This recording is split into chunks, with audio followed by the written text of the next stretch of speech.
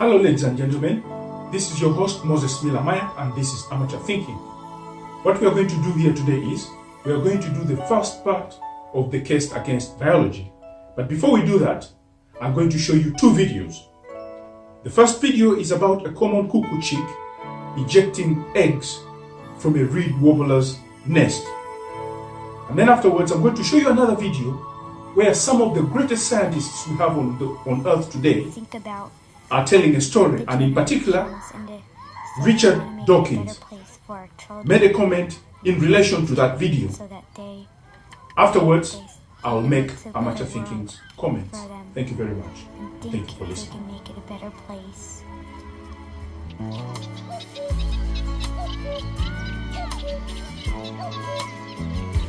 There's a place in your heart, and I know that it is love, and this place is much brighter than tomorrow. Just next door, in an even smaller nest, the female reed warbler incubates its 4 eggs. One of the brood is starting to hatch. However, it is not the young reed warbler. 2 weeks ago, a female cuckoo, unseen by the reed warbler, dropped her egg into this nest. Now the young cuckoo hatches. As the first of the brood, the reed warbler did not notice the trick, and now feeds the young as if it were its own.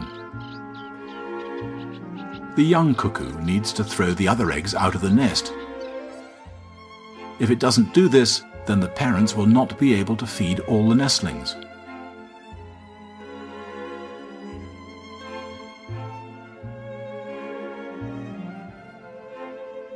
But the first attempts are not successful.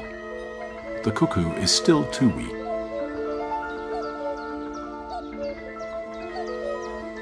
It tries again.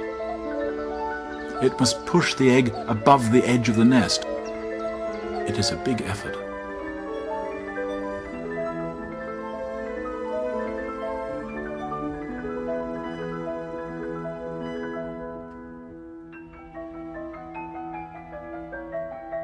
The determination of the weak cuckoo nestling to get rid of the competition is amazing to see.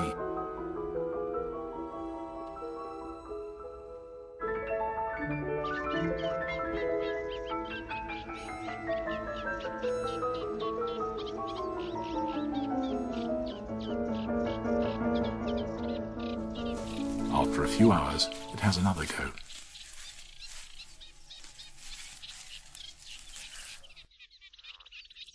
This time, there's some success. The first egg landed in the water.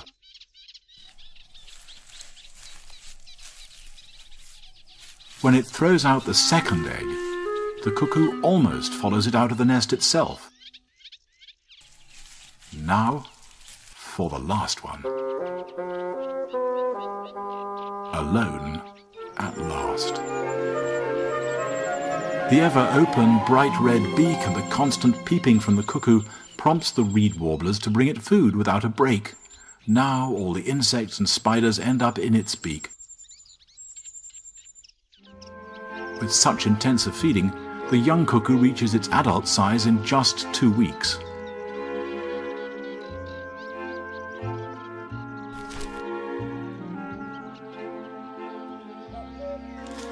It is so large that when it sits on the nest it must hold tight so it doesn't fall off. In a strong wind, the nest may even break apart under its weight.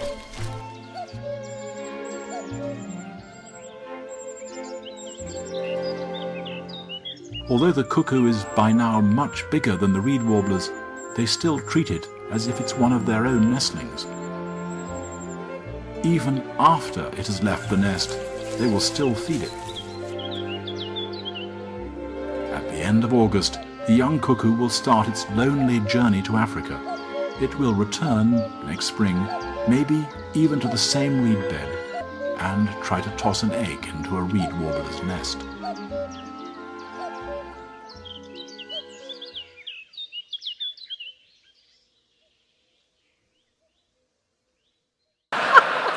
Moving from something to something else, I don't want to say it. Let me call on Richard. Thank you.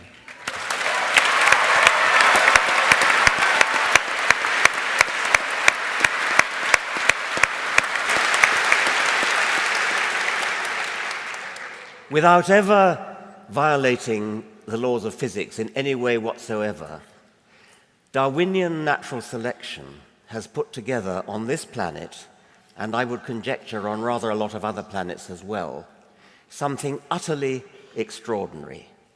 The world of complexity, which is unknown to physicists, the world of complexity, which is the world of biology, and on this planet at least has produced the human brain, which is capable of understanding the process that gave rise to it, capable of making a model of the universe in which we stand.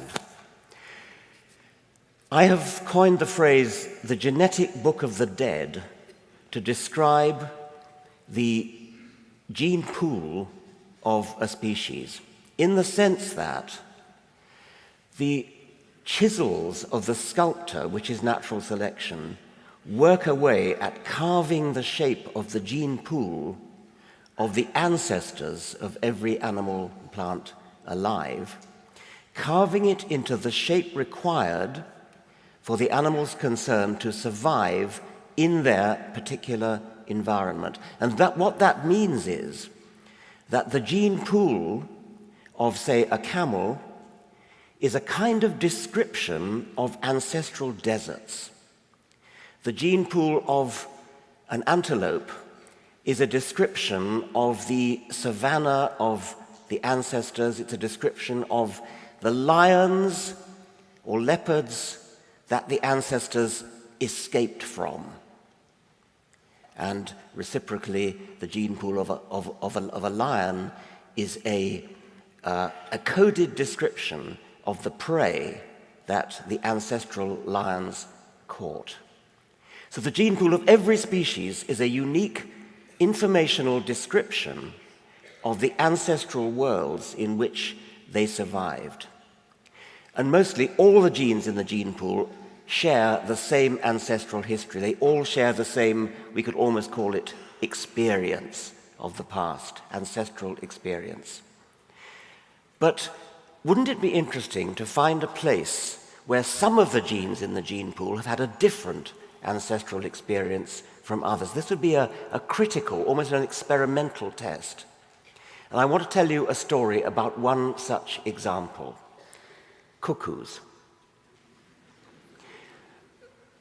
The European cuckoo parasitizes quite a large number of different species. You know they're brood parasites. You know that the female does not lay an egg in her own nest. She goes and finds a nest of a host species. It might be a hedge sparrow, it might be a meadow pipit, it might be a reed warbler, it might be a robin, and deposits an egg in the nest, having removed one egg from the host nest. The young cuckoo hatches out first before its foster siblings, and then the first thing it does is to toss out the eggs of the other of the foster species.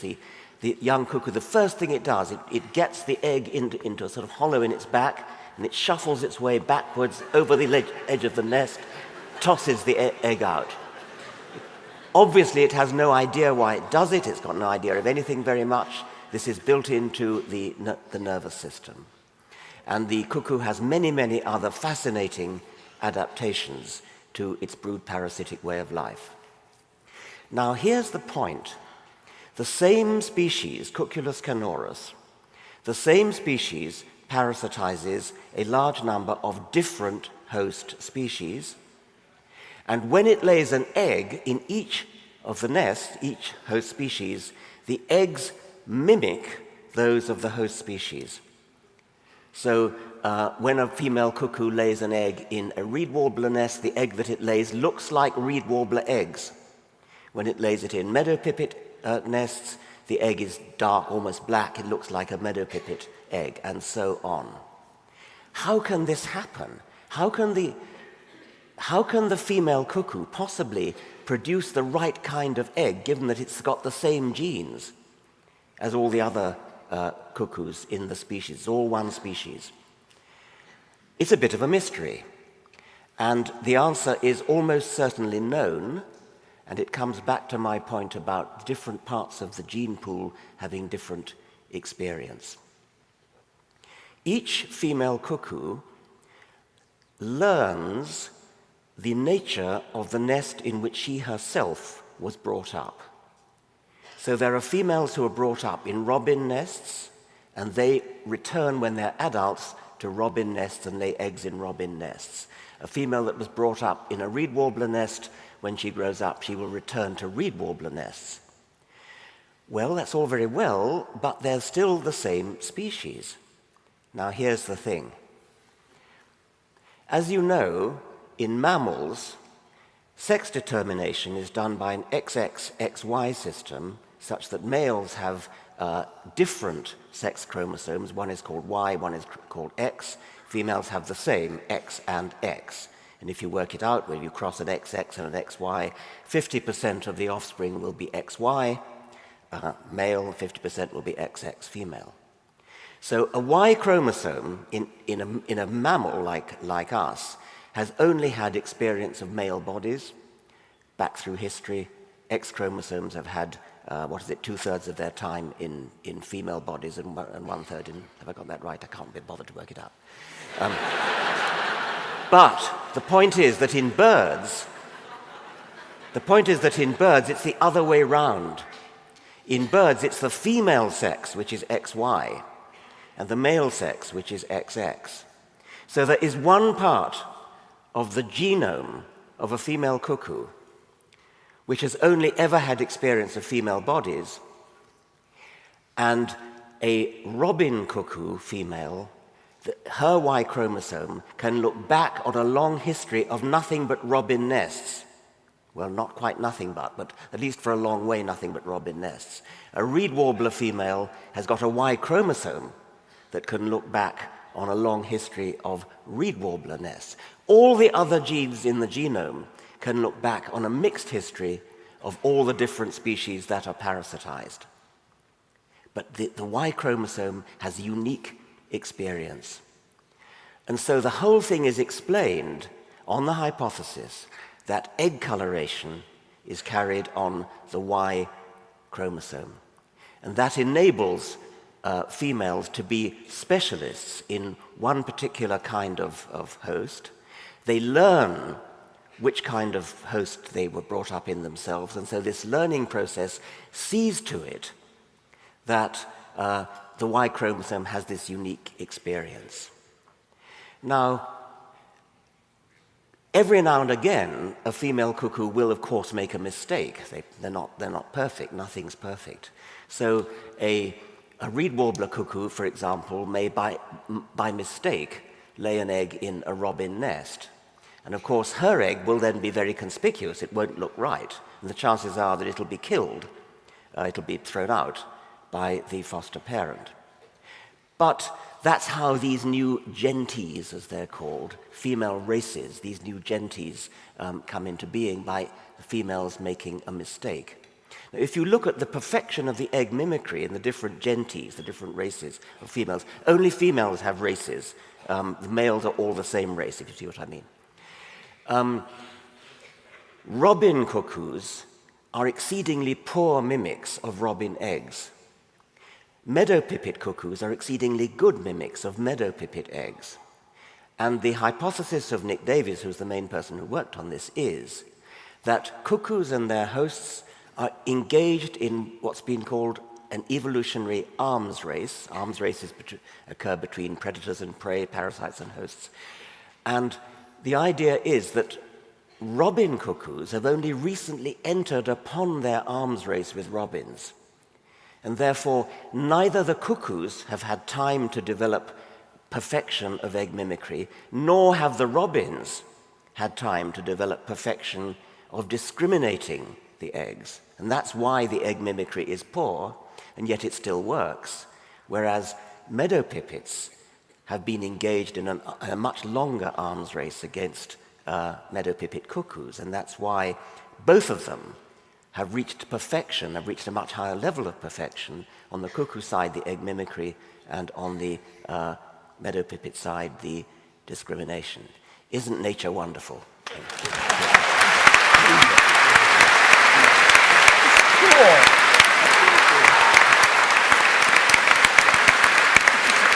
fantastic story.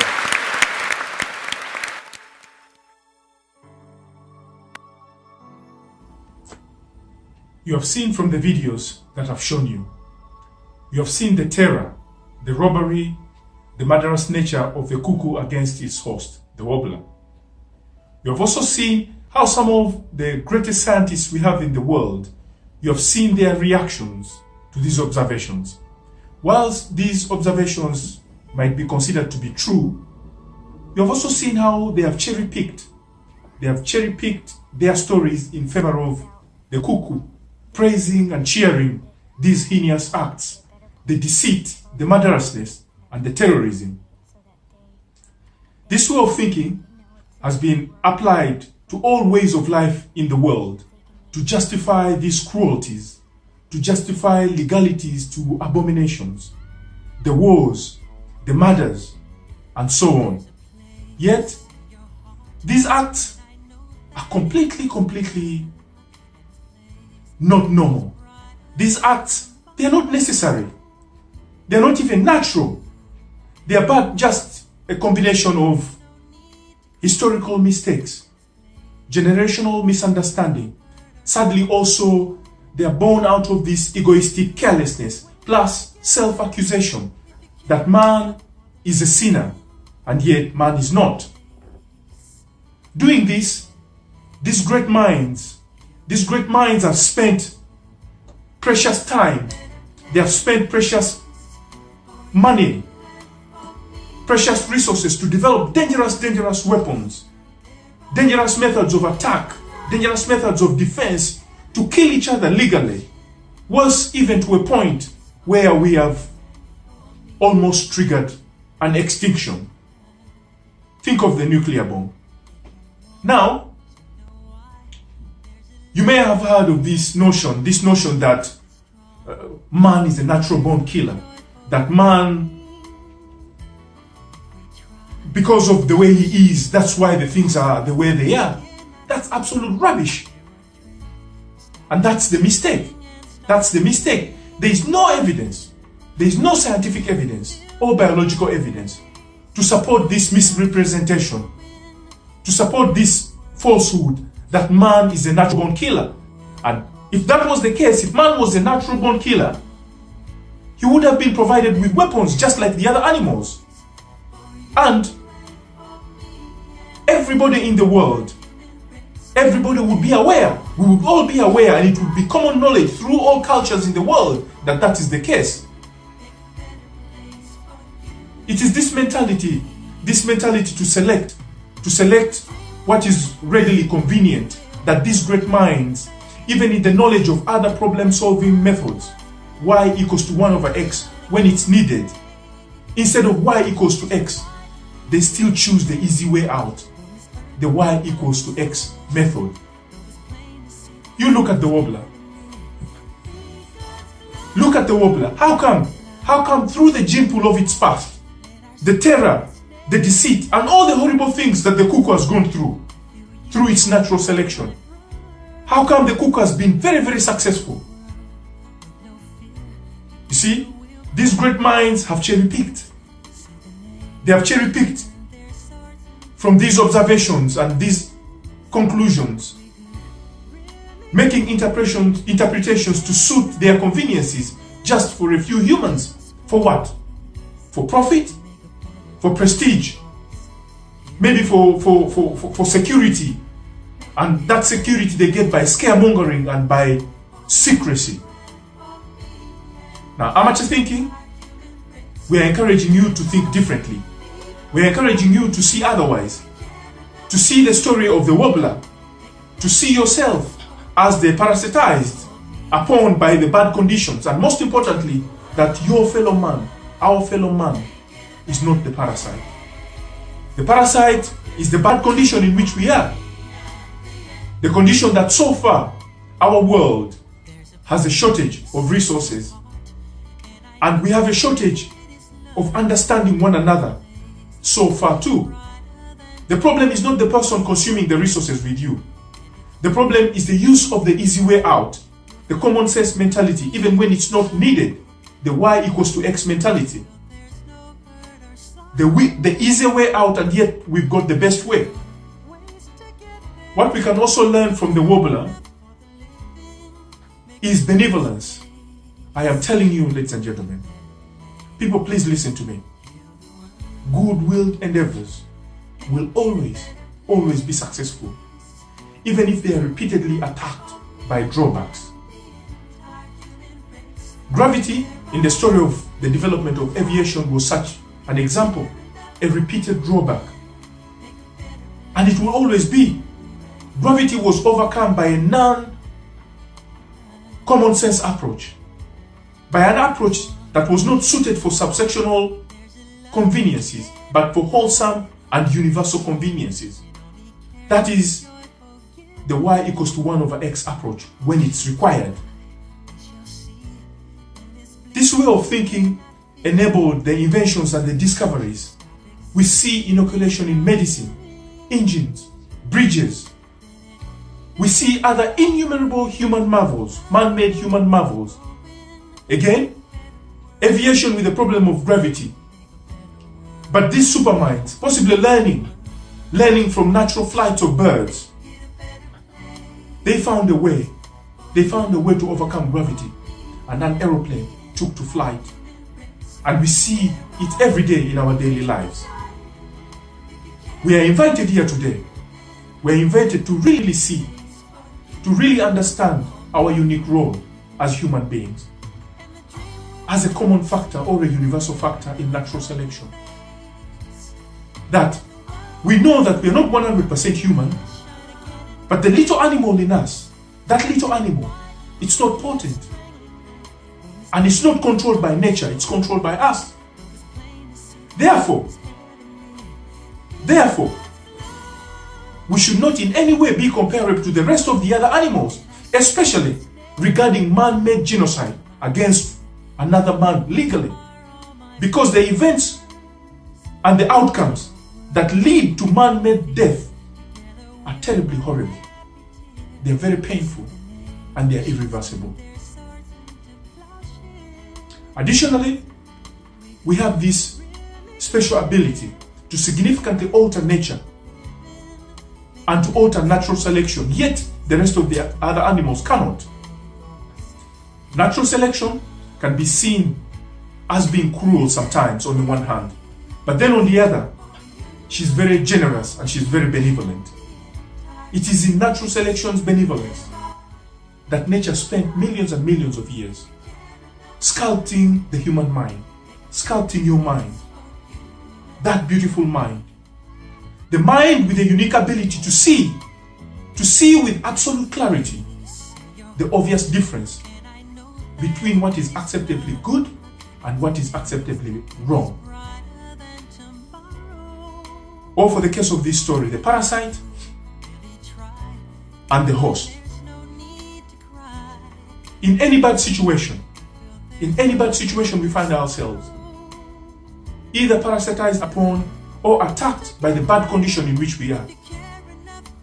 The shortages of understanding and agreements, we will always remain benevolent. We will carry on the search and the research with great confidence in our abilities, naturally and artificially selected. We are convinced and confident we will stop at nothing to invent and discover unlimited. Oh yes, we will. The abundance for all ourselves and everything else.